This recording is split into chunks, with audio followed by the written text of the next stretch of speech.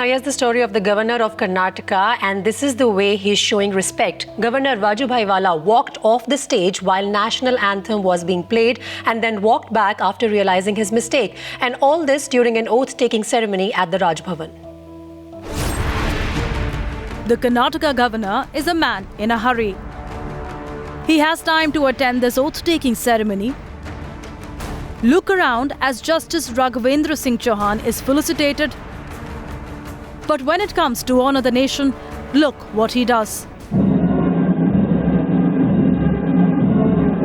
As our national anthem is played out in the Raj Bhavan, this governor chooses to step down from the dais. Look carefully how everyone around Vajubhai Vala is standing to respect the motherland. But this governor insulting the national anthem. His officers are confused. The photographers are shocked as he walks out of the room.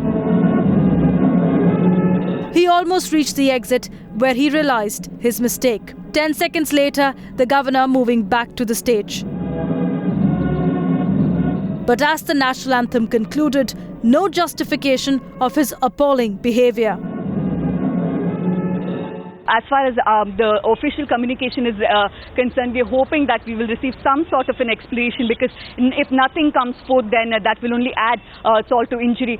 The fact that he does not think of it to be serious enough to even offer an explanation to the nation will only go on to prove that there was no other problem except for the fact that he did not think he did not understand the significance of what was happening. In fact, on Saturday, Telangana MLAs taking the VVIP culture to another level, walking out of the house during the national anthem. Shouldn't these disrespecting MLAs and the governor be sacked? Shouldn't they apologize and step down? Bureau Report, Times Now.